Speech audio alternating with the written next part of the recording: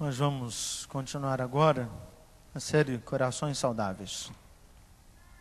Para quem já está acompanhando, para quem chega hoje, estamos falando aqui de alguns problemas cardíacos. Primeiro domingo falamos de... Responde, senão frustra. Arritmia. Domingo passado falamos de... Aquilo que você tem aí, hipertensão. E hoje falaremos sobre, pode colocar, insuficiência cardíaca. Está piorando, né? Está agravando o negócio. Certamente vai chegar a parada cardíaca em algum momento.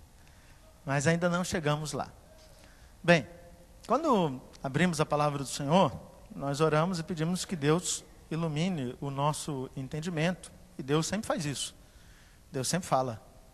Mesmo quando Deus fica em silêncio, Ele sempre fala. O grande problema está em nós, a gente que não escuta, muitas vezes que Deus fala. Mas eu queria orar com você agora, eu queria que você me acompanhasse na oração. Você sabe que Deus sempre faz a parte dele. Eu queria que você perguntasse em Deus, o que é meu, né? Qual é a minha parcela nisso? Porque toda a palavra de Deus, ela nos impacta a produzir atitudes. Às vezes é uma atitude de conversar com alguém, às vezes é uma atitude de pedir perdão, às vezes é uma atitude de dizer assim, puxa, eu preciso ter uma vida melhor, uma vida de relacionamento com Deus, eu preciso consertar aqui.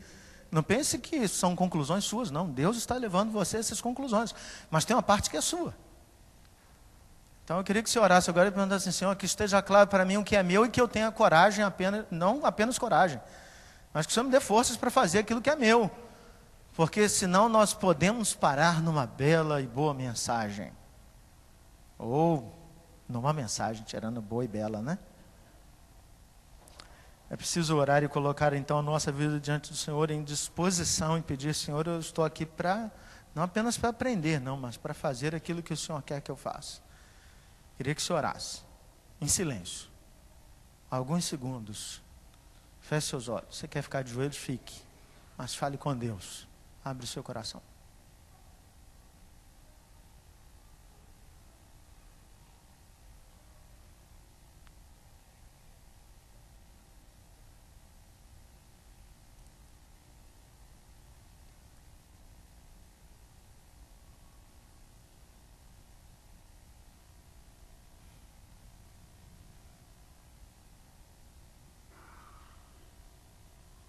Pai, aqui estamos nós. Não podemos esconder do Senhor quem somos. O Senhor sabe exatamente o que passa no nosso coração. Se tristeza, se alegria, se raiva, se rancor, se falta de perdão, se há dureza, se há mansidão. O Senhor sabe exatamente como se encontra o nosso coração. E essas situações são reais. Não podemos escondê-las. Muitas vezes achamos que o melhor tratamento é ignorá-las. Mas quando o melhor tratamento é colocar diante do Senhor o médico dos médicos. E assim está a nossa vida hoje. Estamos aqui. A tua palavra, ao ser pregada, ela é como uma espada, assim nos diz a tua palavra. Mas por que não aplicá-la ao conceito médico e dizer que ela é um bisturi que corta aquilo que precisa ser cortado e que também restaura aquilo que precisa ser restaurado? Estamos aqui num hospital. E o centro cirúrgico é esse momento em que ouvimos a tua palavra. E ela nos faz sair daqui diferentes. Às vezes precisamos ser transplantados. Às vezes precisamos de um cateterismo. Às vezes precisamos de um remédio. Mas sempre precisamos do Senhor. Que o Senhor nos ajude a não ignorarmos aquilo que temos e que nos faz enfermos.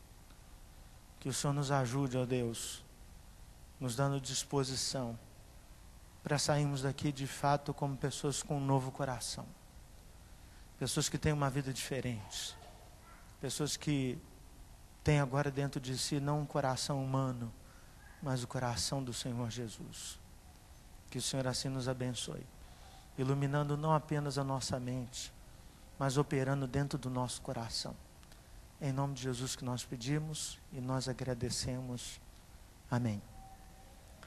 É claro que quando falamos de insuficiência cardíaca é apenas uma metáfora para falar de problemas nos relacionamentos, porque estamos no mês de maio, conhecido mês da família, mas sempre é bom que você conheça um pouco sobre a enfermidade.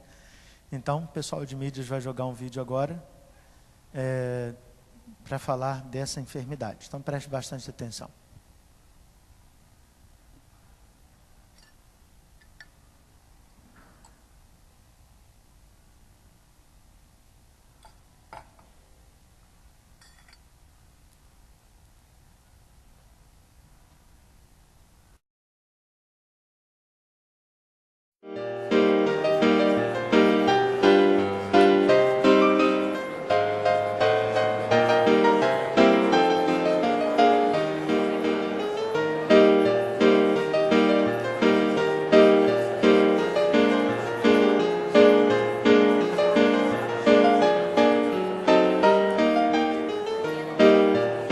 Olavo, quanto tempo! O que faz por aqui? Exames de rotina?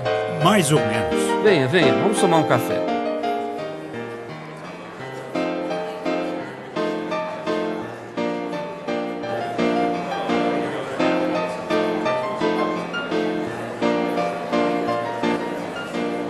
Então, Salvador, por causa daquele infarto que tive há anos, começou a insuficiência cardíaca. Olavo, eu sei muito bem o que é isso. Eu até precisei fazer um transplante.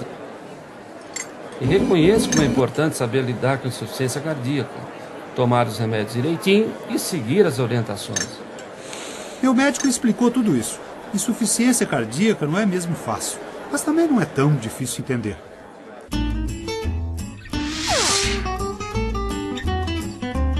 Insuficiência cardíaca significa que a força de bombeamento ou relaxamento do coração estão alterados. Por exemplo, um ataque cardíaco pode enfraquecer uma parte do coração. No intuito de compensar essa falha, as outras partes passam a se esforçar mais e com o tempo ocorre uma sobrecarga. É isso mesmo. Outro exemplo disso é a hipertensão não tratada, que faz com que as paredes do coração fiquem mais grossas, o espaço para o sangue diminui e ele então passa a bombear menos. Meu médico me explicou que com o tempo o coração perde a capacidade de ficar mais espesso e acaba se estirando, tornando-se grande e comprometendo sua força de contração. Isso mesmo. No caso do meu amigo aqui, o Olavo, a parede do lado esquerdo do seu coração saiu um tanto comprometida quando ele infartou no passado. Isso fez com que todo o coração passasse a trabalhar de forma diferente para compensar o lado prejudicado. É bom, Salvador, antes de continuarmos, lembrar que um coração nada mais é que uma bomba, dividida entre direito e esquerdo. O lado direito recebe o sangue pobre em oxigênio, vindo dos tecidos, e o repassa ao pulmão, onde agora, reoxigenado, é repassado para o lado esquerdo, que distribui o sangue pelo corpo. Sendo assim, o que acontece com o Olavo é que o sangue que deveria vir para o lado esquerdo, para ser distribuído, acaba se acumulando no próprio pulmão, pois a capacidade para bombear o ventrículo esquerdo está afetada. Tal como um acidente que dificultasse a passagem de veículos por uma avenida principal. Mais lentos, os veículos passariam a se acumular ao longo da avenida. É a mesma coisa com o sangue que, acumulado nos pulmões, causa ao nosso amigo, por exemplo, congestão pulmonar, que piora ainda mais durante o sono, pois quando deitamos, o sangue que está nas pernas não sofre tanta ação da gravidade. E com um ventrículo esquerdo que é incapaz de bombear, mais líquido se acumula no pulmão, obrigando o Olavo a dormir sempre com o tronco mais elevado. Com o sangue retido passando em menor fluxo para os órgãos, os rins entendem como uma queda do volume sanguíneo e então passam a reter mais líquidos e sal para tentar encher as artérias, causando um excesso de água no organismo e, por consequente, edemas ou inchaço. Já eu, Olavo, passei por um problema mais generalizado. Um problema em uma das válvulas do coração fez com que ele ficasse insuficiente. Ambos os lados do meu coração estavam comprometidos. Assim, além da falta de ar, passei a ter inchaços ainda maiores. Com a dificuldade do ventrículo direito em repassar sangue para os pulmões, o sangue acaba ficando represado nos membros inferiores, deixando as minhas pernas bem inchadas. Ufa! O doutor me falou dos procedimentos que devo tomar. Isso é muito importante. Tem que seguir direitinho. Olha, eu era um exemplo, fazia tudo certo, embora algumas vezes acabasse com uma descompensação ou outra. Mas isso diminuiu bastante quando eu adotei os cuidados que me explicaram. É o que o doutor falou, tem que seguir à risca. Pode não sanar os problemas, mas vai melhorar bastante. Posso garantir que no começo foi difícil. Controlar o sal... O sal, quando consumido em excesso, acumula-se no interior dos vasos e, como verdadeiras esponjas, passam a reter o líquido que, impedido de ser eliminado, agrava ainda mais a situação daqueles que sofrem de insuficiência cardíaca. E muito cuidado com líquidos, o excesso é prejudicial. Uma dica que eu te dou é o de delimitar a quantidade de água a ser tomada todo dia. Conversando com meu médico, ele me orientou o quanto que eu deveria tomar. Ele comentou ainda que, por se tratar de uma doença dinâmica, precisa de acompanhamento mais próximo. Principalmente com os medicamentos e quantidade de líquido, pois às vezes são necessários ajustes de acordo com o peso, pressão arterial, até mesmo a evolução da doença. Ele me disse para ficar de olho na balança. Aumentar cerca de 1 quilo da noite para o dia não é normal. Não é gordura, é acúmulo de líquidos. Bom, eu já fui orientado a respeito. O grupo multidisciplinar vai passar lá no meu quarto para me entregar o kit para ajudar a fazer o acompanhamento. É isso aí. Eles têm vários conselhos para te passar e sempre mantenha o contato para saber como vai o seu tratamento. Tá certo, Salvador. Foi bom revê-lo. O prazer foi todo meu, Olavo. Está tudo aqui.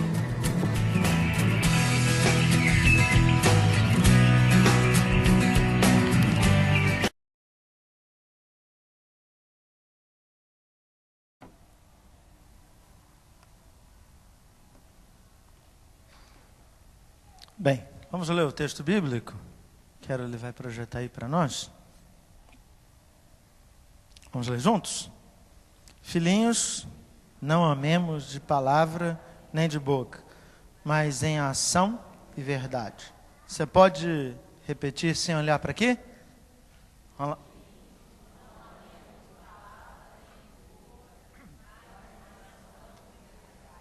Amém. 90% já conseguiu. Agora você fecha o olho para não ser tentado a olhar para frente e diga: filhinhos,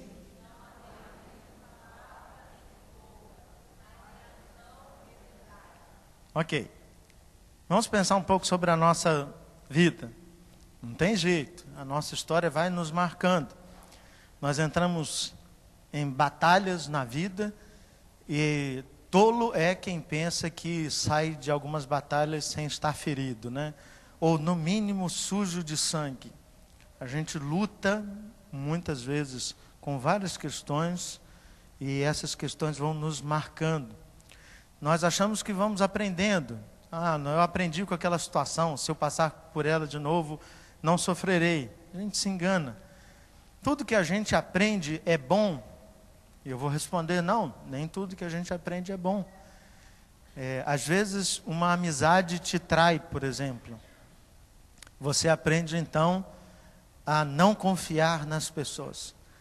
Eu, essa semana, ouvi uma frase muito dura, mas real para quem estava dizendo. A pessoa disse assim: pastor, eu aprendi a não confiar nas pessoas que estão do meu lado. Ela não está dizendo isso só porque ela é revoltada. Ela está dizendo isso porque a vida trouxe diversas situações em que ela muitas vezes abriu o coração. Eu não estou julgando para quem que ela fez, ou por que fez, mas o fato é que ela abriu o coração e as pessoas com as quais ela abriu o coração não foram fiéis a ela. Traíram sua confiança, trataram mal, e ela sofre com isso. Nós podemos aprender então a ser reativos, duros, podemos aprender a responder mal, e isso não tem nada de bom.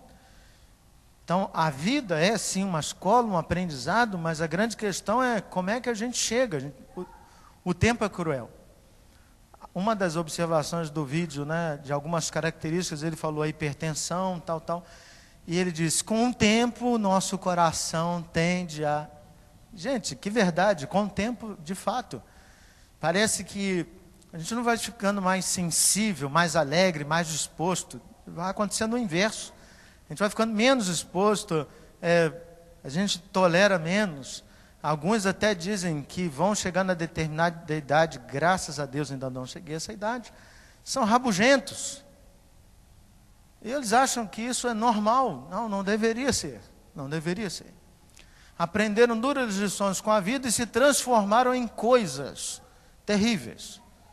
Mas deveríamos pensar se isso deveria ser verdade na nossa vida, já que dizemos ser discípulos do Senhor Jesus. Ano passado, eu participei de um retiro de pastores, que eu participei nessa semana também. Para quem não sabe, eu estava até quinta-feira à noite lá em Curitiba, no mesmo retiro de pastores. E ano passado nós trabalhamos um livro chamado Espiritualidade Emocionalmente Saudável. O reverendo Hélio, numa das palestras que fez, porque a gente divide o livro entre nós mesmos, né? Não vai nenhum palestrante famoso, só vai a gente mesmo. E o capítulo que ficou a cargo do reverendo Hélio, ele fez a seguinte pergunta, e talvez ele tenha me perdido ali naquela pergunta, porque a pergunta foi muito profunda para mim. A pergunta foi: onde foi que eu me perdi? Onde foi que eu me perdi? Parece que com o tempo a gente vai perdendo essa sensibilidade e o amor, muitas vezes, ao próprio Evangelho. Você vê muita gente fazendo as coisas por obrigação, por sentido de dever, mas parece que falta aquele conteúdo de prazer. Isso não é apenas na igreja, não. Às vezes é dentro de casa. A manutenção do casamento parece mais uma obrigação do que uma relação de prazer. Às vezes as pessoas acham que estão dizendo isso com a melhor das opções. É real, mas não deveria ser assim. A frase: o que sustenta o meu casamento ainda é o voto que eu fiz ao Senhor. Tudo bem, ok, é real. Mas você precisa trabalhar isso, porque há um peso muito grande nessa fala. Há muito sofrimento.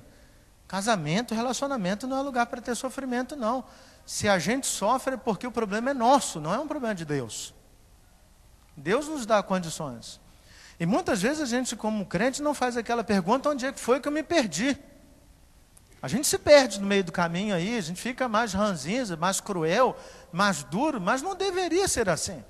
Então eu queria que você se perguntasse, né, onde foi que você se perdeu? Onde você percebeu que o seu coração está machucado, você sente dor, mas não é hoje. Talvez tenha sido 20 anos atrás. E você deixou para trás, deixou lá para trás e tentou esquecer e achou que essas coisas não iam fazer diferença no seu coração, mas elas fazem diferença sim. Um dia elas voltam e voltam com tanta força que pegam a gente de fato e derrubam. A pergunta que eu fiz, onde foi que eu me perdi, é para responder uma questão simples. Eu estava me sentindo completamente sobrecarregado. Lembra a palavra que apareceu aqui no vídeo? Sobrecarga. Não deveria me sentir assim. O excesso de trabalho ou envolvimento no reino não pode nos fazer sobrecarregados. Nosso relacionamento com o Senhor tem que ser muito mais profundo do que isso. E quais foram os sintomas que eu comecei a perceber? Cansaço, muito cansaço. Físico, mental, cansaço de tudo, cansaço para não querer conversar. Cansaço para ficar num lugar em silêncio. É claro que momentos de solitude são ótimos, mas um indicativo de quando você está mal é quando você só quer viver em silêncio, que você não consegue mais lidar com os ruídos que estão à sua volta, que isso te incomoda profundamente. Você está no tolerância zero e acha que isso é honroso. Eu sou aquela pessoa de tolerância zero e diz isso com a boca cheia. Está ruim, de coração. Está ruim. Está sofrendo, não consegue trabalhar isso. A sobrecarga era uma palavra muito forte para mim, e eu acabei me sentindo tenso em todos os relacionamentos que vivi. Dentro de casa, com a Rosinha, com os meus filhos, relacionamento dentro do conselho, relacionamento com os irmãos na igreja, relacionamento em qualquer esfera. Foi quando eu decidi tomar algumas atitudes, me afastar de determinadas coisas, tirar a sobrecarga do meu coração. Esse foi um dos motivos que me levou ao afastamento da tesouraria do presbitério. Eu decidi, eu preciso me afastar, preciso reconhecer que eu estou mal. Preciso reconhecer que meu coração, de alguma forma, estava duro o suficiente para não ser sensível a coisas nas quais eu deveria ser sensível. E não se espanta não, estou falando de mim mesmo, pastor. Não senti falta de ar. Mas eu senti que eu estava sufocado. E em alguns momentos a única alternativa que passa é abandonar, deixar as coisas para trás. Vou largar esse troço. Parece que é a única alternativa. Eu acho muito interessante porque a gente vê isso nas pessoas. Às vezes um oficial da igreja, presbítero, diácono, ele se sente tão pressionado e a única alternativa que ele pensa é: eu vou sair, vou pedir exoneração. Ele acha que ele vai resolver isso, não vai. Nosso coração continua ferido. Se a gente não trata o coração, não adianta a gente pedir demissão de qualquer coisa. A gente vai continuar com o coração sufocado. É preciso entender, então, o que está nos levando a esse sufocamento. E eu vou confessar para os irmãos uma coisa que faz hoje todo sentido para mim. Eu fui muito crítico durante boa parte da minha vida. Eu vou dizer assim: se você acha que hoje eu sou crítico, não sou. Eu me libertei de muitas coisas. Ainda preciso me libertar de outras. Talvez você que me conheça mais de perto até saiba até pontuar para mim. Mas eu não quero que você esteja muito preocupado comigo, não. Eu quero que você esteja preocupado com você. No início desse ano, eu fiz um exame dos cálculos renais. Fui ao médico e pela primeira vez na minha vida eu fui completamente confiante de que eu não teria nenhum cálculo no rim. Incrível isso, né? Em maio do ano passado eu operei um dos rins e tirei... em 2013 eu tirei 13 cálculos de um lado e 12 cálculos de outro. E em maio do ano passado eu tirei 10 cálculos de um lado. E aí o médico disse assim: cara, a gente precisa operar o outro também. E aquilo me incomodou, irmãos. E eu perguntei para o médico assim no centro cirúrgico: cara, isso nunca vai acabar na minha vida? Ele disse assim: não, depois dos 40 anos, o organismo não produz mais cálculos. Aí eu dei aquele sorriso, né, cara? Eu com 35, chegando aos 36, eu falei: só faltam 4 anos. Foi quando ele virou para mim com o maior gaiatice e falou assim: mas depois dos 40 anos você tem problema de próstata. Acho que eu vou ficar com os cálculos renais, que pelo menos já acostumei a lidar com isso. Mas eu fui fazer o exame, irmãos, em janeiro deste ano. Cheguei lá e a doutora perguntou assim: por que você está fazendo o exame? Eu falei: eu operei 8 vezes, maior currículo, né? Tirando uma onda, de maneira.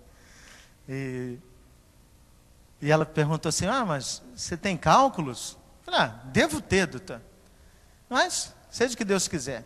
E ela, irmãos, na segunda boa nova que recebi na minha vida, não, na quarta, né? Primeiro foi da salvação, depois foi na Júlia, Guilherme, e essa foi a quarta. Ela virou para mim e disse assim: olha, eu vou te dar uma boa notícia, você não tem cálculos nos seus rins. Irmãos, fiz yes! Mas sabe o que foi restaurador para mim? Meu problema não foi os cálculos. Eu resolvi um problema antes. Meu problema é de filtrar as coisas. Eu filtrei tanta coisa na minha vida, tudo precisava passar pelo meu senso crítico. Tudo precisava passar pelos meus ouvidos e canalizar para os meus rins e ser filtrado por mim, até o dia que eu decidi não mais fazer isso. E parece que de alguma forma isso me libertou. E quando eu fiz o exame dos rins, eu posso ter até cálculos renais hoje, eu não estou mais preocupado com isso, porque a minha maior doença nunca foi os cálculos. Foi esse sentido de fazer com que os cálculos produzissem em mim esse sentimento, porque os cálculos sempre aprontavam para mim a grande questão, como eu filtrava as coisas, como as coisas precisavam passar por mim, como eu precisava ter a última palavra em determinados momentos. Como é difícil, às vezes, você ouvir alguém... eu me percebo isso hoje. Como é difícil você ouvir a confissão de alguém e você se libertar do não vou falar nada, vou só te dar um abraço. Quem já esteve na mesma condição que eu sabe do que eu estou falando. Quem nunca esteve não vai saber. Mas a grande questão não é você perceber quem eu sou, mas é você perceber que muitas vezes as nossas doenças físicas são reflexos daquilo que temos emocionalmente. Tem gente que vai para o médico com a dor no peito incrível, acha que está tendo um infarto. E aí lá chega lá, o médico diz assim: cara, isso é só psicológico. E aí você diz para o médico: como é que é psicológico, cara? Estou sentindo uma dor imensa no peito. Eu estou sentindo uma falta de ar imenso. E o médico vai dizer para você, ó, você fez o exame, é só psicológico. Aí você diz, não pode, procura aí, vou fazer um eletro, vou procurar outra opinião. E você faz um monte de exames para descobrir que, de fato, não é um problema da cabeça, é um problema do coração. E porque a gente não trata essas coisas, a gente tem um monte de sintomas. Físico, a gente anda muito doente, fisicamente, mentalmente. Mas é porque talvez nossos corações, eu estou falando do relacionamento, não estão tratados.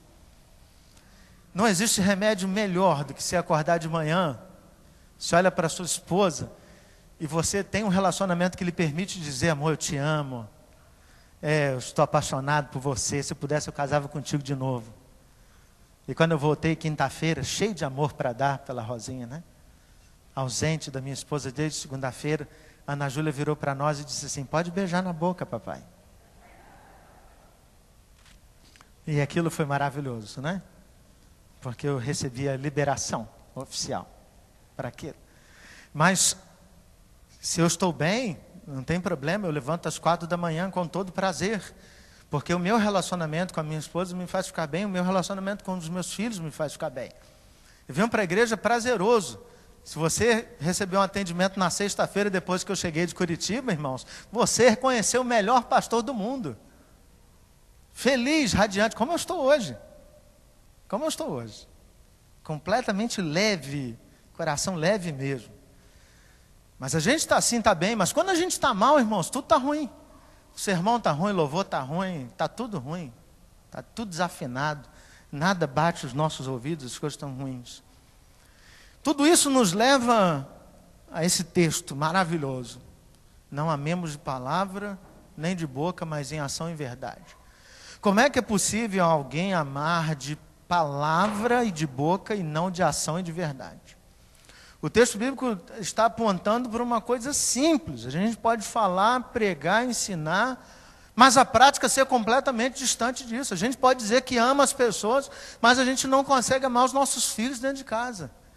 A gente não consegue ter relacionamento carinhoso, dar abraço, beijar, a gente não consegue, está bloqueado. A gente tem um monte de limitações para isso, a gente coloca a culpa no nosso pai. Meu pai não fez isso comigo, minha mãe não fez isso comigo. Você coloca a culpa no seu trabalho, que você está estressado, você coloca a culpa em um monte de lugar, mas você não faz, e o problema é não fazer. A gente ama de boca e de palavra, mas o amor é demonstrado em ação e verdade. Essa é a grande questão bíblica. Agora eu queria fazer uma enquete com você e queria que você não respondesse de forma audível, porque senão ele pode colocar você numa situação constrangedora. A pergunta é, você já falou mal de alguém? Em algum momento da sua vida, desde o momento que você estava lá chocando no útero, até agora que você está quase encontrando com Jesus, você já falou mal de alguém? Engraçado. Você falou mal de quem você odiava? Ou de alguém que você amava? Primeira hipótese. Se você odiava alguém, não deveria odiar. Você deveria amar. Se você odeia, você não pode ter relacionamento com Deus. Porque Deus nos coloca a seguinte questão: como é que podemos amar a Deus a quem não vemos, se não amamos o nosso irmão a quem não vemos? Então, se você falou mal de alguém, a única hipótese possível é que você falou mal de alguém que você ama. Mas como é possível falar mal de alguém que você ama, já que você ama essa pessoa? O amor, ele tem que ter ações que vão firmar esse amor, não contradizê-lo.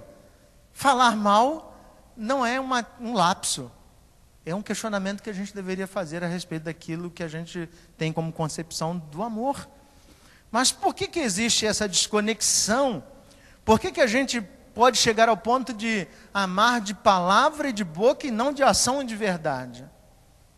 O que é amar alguém em ação e verdade? E aí, talvez chegou para mim a palavra mais forte.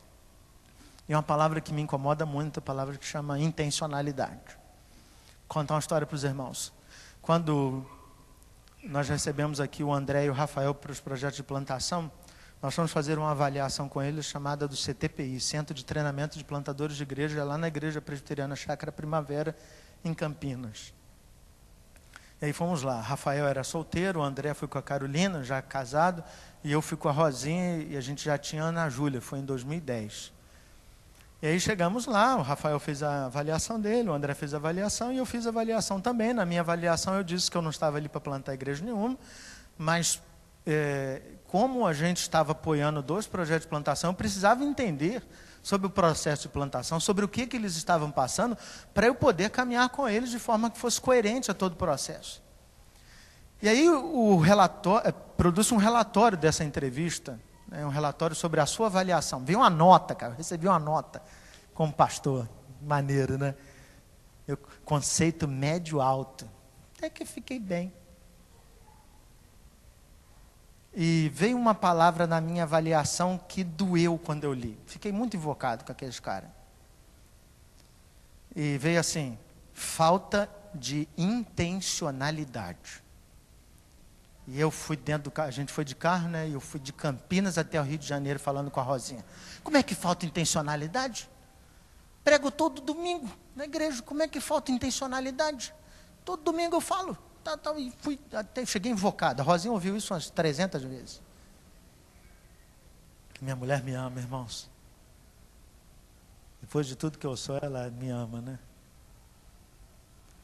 E eu cheguei à conclusão que, de fato, faltava intencionalidade. Mas de que intencionalidade eu estou falando? Relacionamentos são feitos de intencionalidade. Eu decido viver bem com a minha esposa. Precisa ser intencional. Eu preciso intencionalmente, quando eu estou numa viagem dessa, chegar numa loja, escolher uma lembrança para ela, e não interessa o valor, mas o meu carinho por ela, intencionalmente, dizer para a mulher assim: bota essa embalagem aqui bem bonita, porque ela vale mais do que o presente. Então, intencionalmente, chego para minha esposa: eu te amo, você é a mulher da minha vida, isso aqui não representa nada diante do valor que você tem para mim. Eu não te mereço, você é maravilhosa para mim. E aquela coisa toda. Entreguei o presente. É intencional eu dizer que eu vou beijar os meus filhos, sair com eles para o parquinho. É intencional a vida nos relacionamentos. Mas parece que de alguma forma a gente transforma as coisas ao acaso. As coisas estão dando errado e a gente está dizendo que é culpa de alguém. É de alguém. Pode até ser minha, mas é de alguém. Porque nos falta essa visão de intencionalidade. A gente precisa entender que amar em ação e verdade, a ação ela é sempre intencional. Eu vou em direção ao meu irmão, eu falo com ele. Você está chateado comigo? Por quê? Eu fui até ele. Mateus capítulo 18. Você sabe que seu irmão tem alguma coisa contra você, você vai até ele. É intencional, você precisa ir na direção dele. É assim que a gente precisa aprender a tratar os relacionamentos, porque se não for com intencionalidade, o que a gente está fazendo? E aí a gente volta para o texto bíblico, pode ir à frente. Eu falei volta, mas pode ir para frente, tá? Filhinhos, amemos, não de palavra ou de boca, mas de ação e de verdade. O que o texto está dizendo é que a gente precisa fazer uma aplicação nisso, nos relacionamentos, ou seja, eu preciso identificar os relacionamentos que eu vivo. Começo dentro da minha casa. Você é casado, esposo, marido, com os filhos. O meu relacionamento tem sido de palavra e de boca ou de ação e de verdade? É preciso identificar isso intencionalmente. Nenhuma ação do Senhor Jesus foi ao acaso.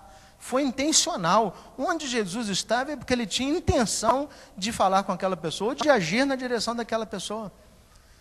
Puxa, o meu relacionamento não é de ação e verdade, está sendo de palavra e de boca. Então eu preciso consertar. Qual é o problema? Por que eu não consigo agir em direção a essa pessoa? Talvez eu esteja com o coração endurecido, talvez eu não consiga perdoar, talvez eu seja uma pessoa que fique remoendo, talvez eu tenha tendência a ser depressivo. É preciso reconhecer a questão, mas não é possível conviver com insuficiência cardíaca. Tem uma coisa que vale para a doença, não para o evangelho. Ele diz no início: eu aprendi que tem insuficiência cardíaca e aprendi que é possível viver tendo insuficiência cardíaca. Isso vale para lá. Para cá, não. Crente que está com parte do coração necrosado, Pessoas que são discípulos de Jesus, que estão com parte do coração bombeando sangue insuficiente, precisam fazer uma nova oração.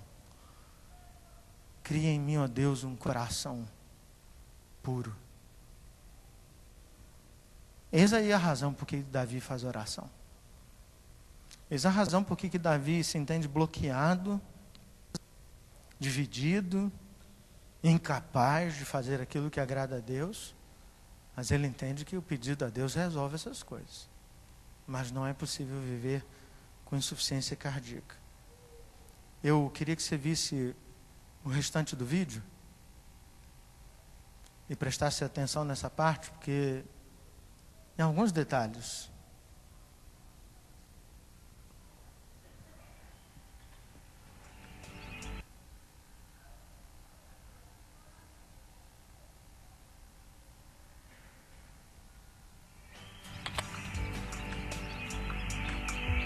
Olá, meu nome é Salvador, tenho 63 anos e temos algo em comum. Olá, meu nome é Salvador, tenho 63 anos. Você acabou de ver não é só um desenho animado, é o filme da minha vida. O que você acabou de ver não é só um desenho animado, é o filme da minha vida. Eu e a insuficiência cardíaca somos velhos conhecidos.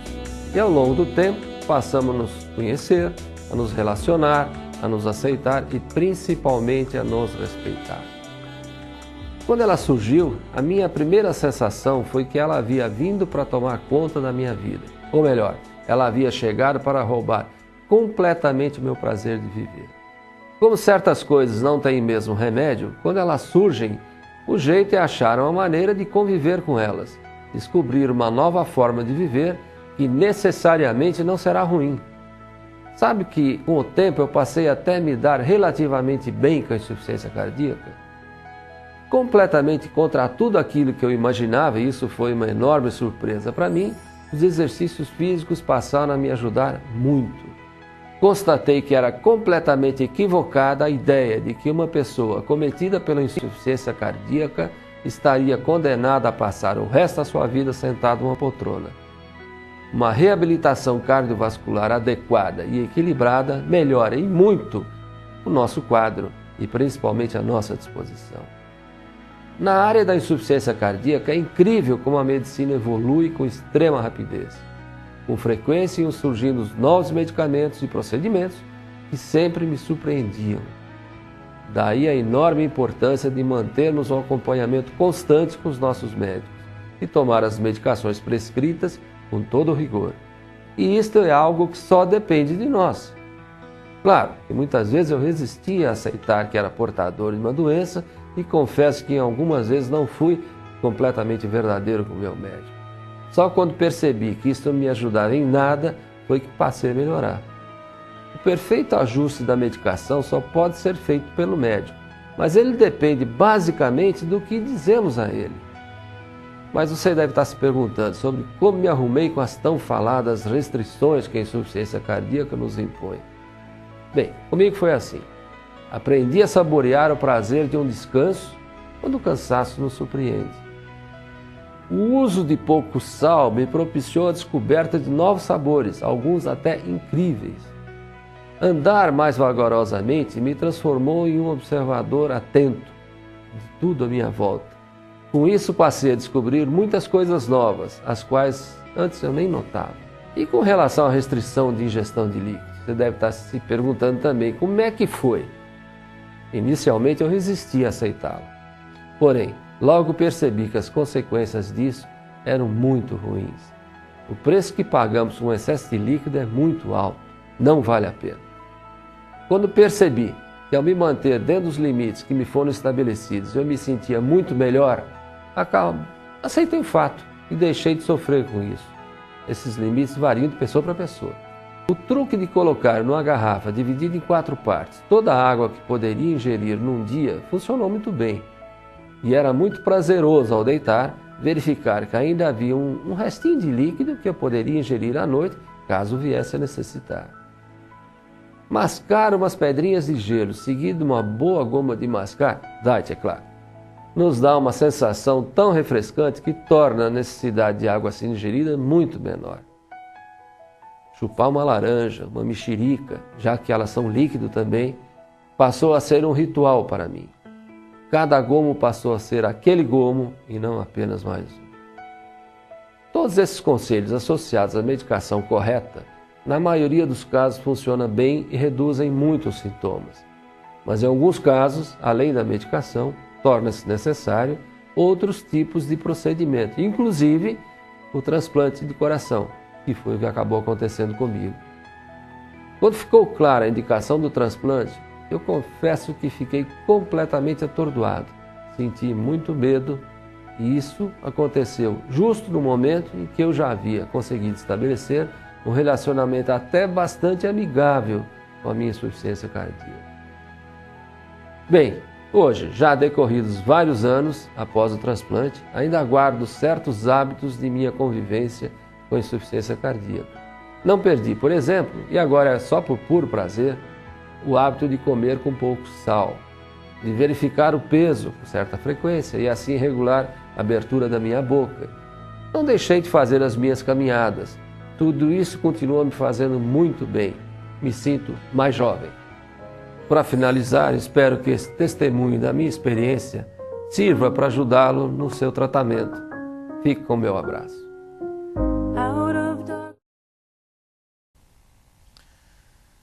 Eu destaquei algumas coisas para mim nesse vídeo que são muito importantes. Primeiro, a vida não é um desenho animado.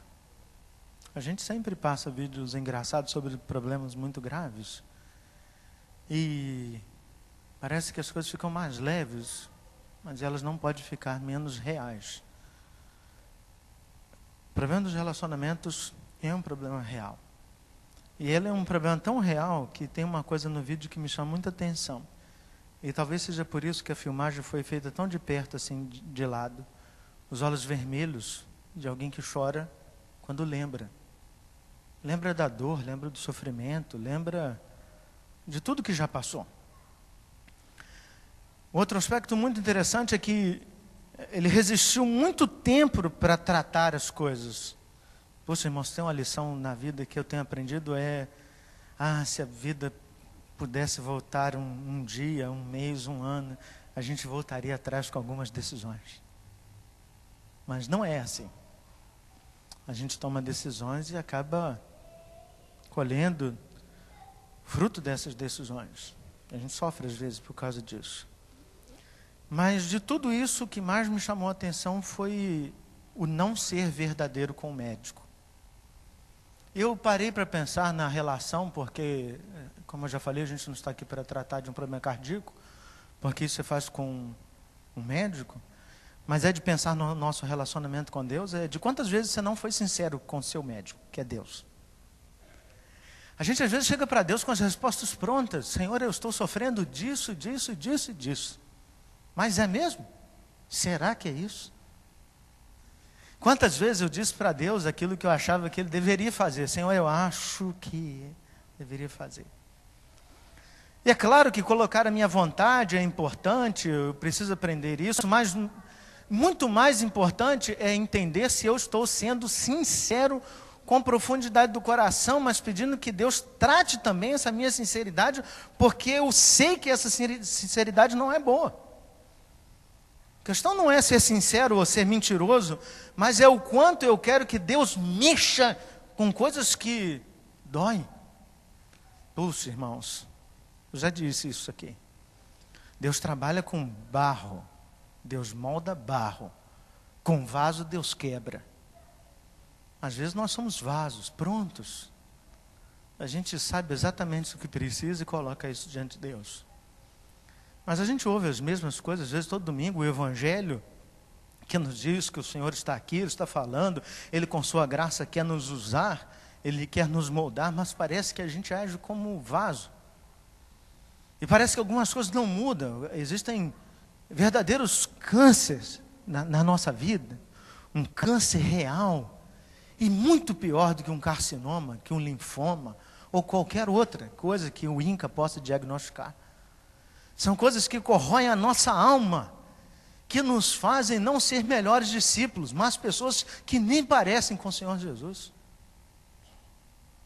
E a pergunta é, Será que de fato a gente está sendo tão sincero com o Senhor, pedindo para que Ele trabalhe isso? Será que você está abrindo o seu coração todos os dias, pedindo, Senhor, eu estou sentindo isso, eu estou sentindo tristeza, Senhor, eu estou sentindo raiva, eu estou sentindo rancor, eu estou sentindo ódio, eu não estou sentindo nada, Senhor, é a pior parte, eu sou indiferente, Senhor, às coisas que estão acontecendo. Não sei, talvez esteja faltando sinceridade. E eu coloquei algo que é um desafio pessoal para mim, e eu queria compartilhar com você. Talvez não vai fazer muito sentido se você olhar só a frase, porque a frase do Richard Foster diz, eu estou contigo, você quer ficar comigo? E ele coloca essa frase como se fosse Deus falando com você. E ele escreveu essa frase no livro Vida com Deus. E nesse livro, o Richard Foster vai nos mostrar como é importante a gente ter esse relacionamento com Deus e tratar esse nosso relacionamento com Deus e mostrar que muitas vezes nós estamos doentes e nem percebemos que estamos doentes. Estamos dentro do hospital e a gente acha que é médico em algum momento. A gente acha que é enfermeiro, que está tratando as pessoas, mas a gente não se percebe como alguém doente que também precisa receber soro.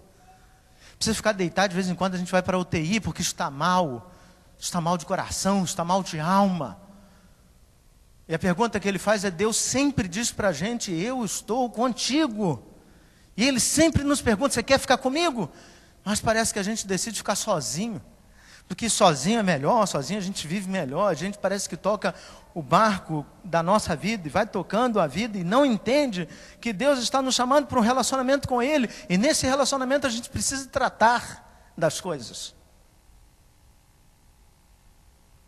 E aí, irmãos, nessa reflexão eu lembrei de uma música. Eu não pedi para o pessoal do louvor pela falta de tempo, e agora vocês vão sofrer com a minha voz. E eu lembrei de uma música, quem tem menos de 20 anos nem vai conhecer, só para mostrar que ela é velha. E eu entendo que essa música realmente veio de Deus, porque foi uma música que não tinha nada a ver com isso, mas ela é uma música que é uma oração para o Senhor. E que eu queria que você fizesse essa oração. Queria encorajar você a pedir a Deus isso. Você olhar para dentro de você e pedir que Deus lhe ajude nesse sentido. Como é que a gente resolve essas coisas? Tudo bem, pastor, eu cheguei hoje e percebi que eu sou um crente com insuficiência cardíaca. Percebi que eu sou duro, percebi que eu sou rancoroso, percebi que eu tenho raiva, percebi isso. Talvez a solução seja um cateterismo evangélico. Talvez você precise apenas de um procedimento simples. Talvez você precise de um remedinho para controlar, não é nada muito grave. Mas talvez você precise de um transplante de coração, não tem problema. Para Deus nada disso tem problema. A grande questão é que se precisa de um transplante, faz o transplante. Deus faz isso. A única questão que a gente não pode é ignorar a insuficiência cardíaca. Senão a gente mata as outras pessoas que estão do nosso lado e mata principalmente o Evangelho do Senhor Jesus. Eu queria que você, crente, ou você que está nos visitando esta noite, você que está participando do culto pela internet, você pedisse a Deus, volta para o início, e o início é ter um coração novo, pedir um coração novo ao Senhor. Mas que você entenda que não é possível amar de palavra e nem de boca, mas que precisa amar em ação, em verdade. E aqueles que conhecem, eu queria convidar para cantar comigo. A letra está aí mesmo, quero. Pode seguir.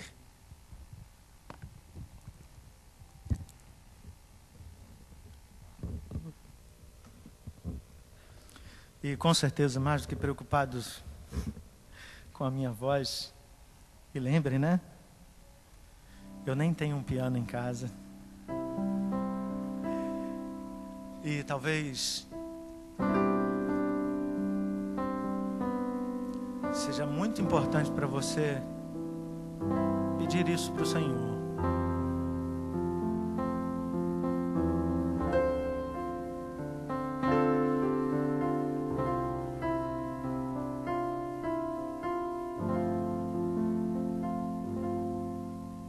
Quero voltar ao início encontrar-me contigo, Senhor.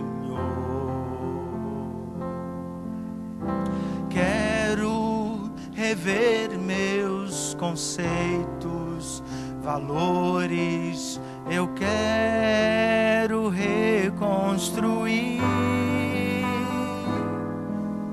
Vou regressar ao caminho, vou ver as primeiras obras, Senhor.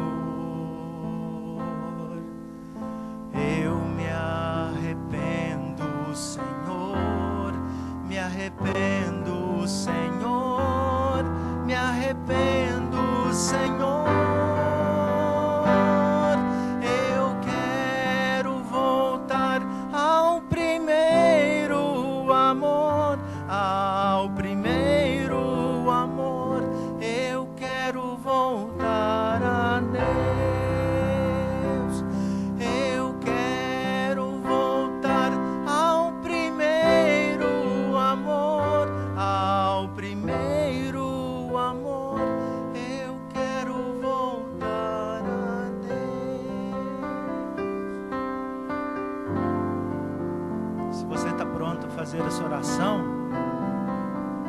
eu convido você a fazer junto. Quero voltar ao início de tudo, encontrar-me contigo, Senhor. Quero rever meus conceitos, valores, eu quero reconstruir.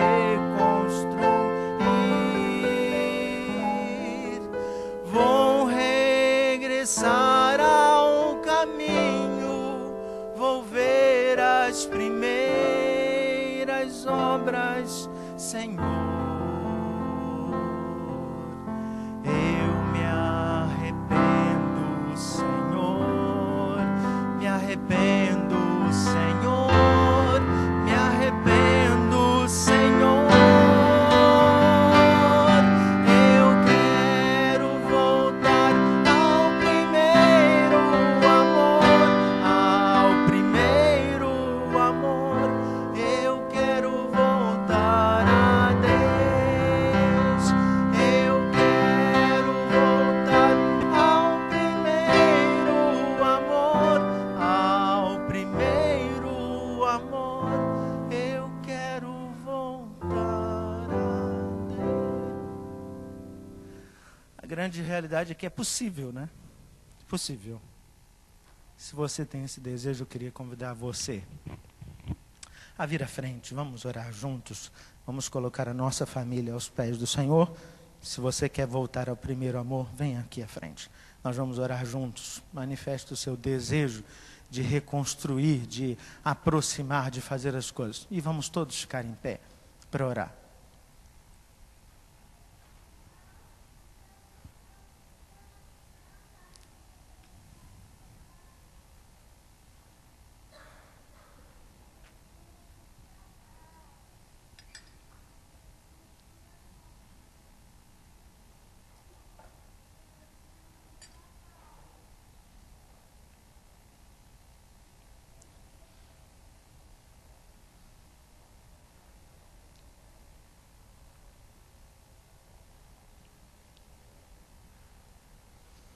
Maravilhoso, bom Deus.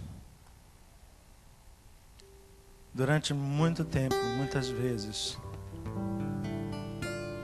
escondemos do Senhor aquilo que realmente sentimos. Podemos esquecer das pessoas, esconder das pessoas, podemos esconder da nossa família, podemos esconder. O resultado final que temos não é positivo. Às vezes estamos sofrendo de arritmia, hipertensão, insuficiência cardíaca. Às vezes chegamos a pontos muito cruéis nos nossos relacionamentos, dentro da nossa casa. Estamos aqui com sinceridade para pedir, Senhor, trata o nosso coração. Faz o que precisa ser feito. não queremos dizer para o Senhor o que deve ser feito. A única coisa que queremos, Senhor, é entrar nesse centro cirúrgico e entender que o Senhor trabalha o nosso coração e que o Senhor vai operar e que o Senhor vai fazer o que precisa ser feito. E a maior certeza é que quando sairmos desse centro cirúrgico estamos curados. O Senhor não faz remendos, o Senhor não resolve parcialmente as coisas, o Senhor trata aquilo que precisa ser tratado. E nós agradecemos ao Senhor por isso. Aqui estamos nós, Senhor. O Senhor conhece cada pessoa aqui, cada nível de cansaço, cada nível de dor, cada nível de sofrimento. O Senhor nos conhece. E a cada um de nós o Senhor tem um tratamento específico. Isso aponta para a Tua graça, para o Teu amor, para a Tua misericórdia, porque o Senhor não nos trata todos nós simplesmente da mesma forma. O Senhor nos trata como Pai. E assim como o Pai, ó Deus, o Senhor nos trata sabendo das nossas necessidades individuais. E assim, maravilhoso e bom Deus, nós pedimos que o Senhor nos ajude para não apenas ficarmos emocionados diante do nosso problema, mas para que o Senhor nos leve à plena restauração dos nossos corações. Ajuda-nos, Senhor. Tira esse cansaço. Tira, ó Deus, aquilo que nos sufoca. Trata o nosso relacionamento com o Senhor. Trata o nosso relacionamento dentro de casa. Trata o nosso relacionamento com os nossos irmãos em Cristo. Trata o nosso relacionamento com os nossos vizinhos. Trata-nos, Senhor. E ouvir a Tua palavra é tratamento. E o Senhor nos deu um remédio esta noite. E o remédio é que a gente deve amar de ação e de verdade. Que haja intencionalidade, ó Deus, da nossa parte, para fazer aquilo que é nosso, que cabe a nós, que depende de nós, mas sempre encorajados, motivados e conduzidos pelo Senhor. Mas ajuda. Senhor, tantas e tantas vezes cheguei a este púlpito com o coração carregado, com cansaço físico, e sempre foi tão difícil. Mas hoje posso testemunhar o que o Senhor fez em mim, o que o Senhor tem produzido na minha vida, e com muita alegria no coração, o Senhor faz com que esse convite também seja feito àqueles que estão aqui nesta noite, para que de fato a gente saia daqui tratado, mudado, tudo para a honra e glória do Senhor. As palavras não podem expressar de fato o que estão no nosso coração, mas o Teu Santo Espírito que nos conhece, sonda, sabe exatamente, ó Deus, o que está no coração de cada um aqui. Responde, Deus, ajuda, cura e transforma, em nome de Jesus. Que a graça, a paz de nosso Senhor e Salvador Jesus Cristo, o amor de Deus, o nosso eterno, bendito, único Pai, o poder, a comunhão e a consolação do Espírito Santo seja com cada um de nós aqui nesta noite, que foi chamado pelo Senhor para ter vida restaurada e transformada, e com todo o povo de Deus espalhado por toda a face da terra, não só hoje, mas pelos séculos dos séculos.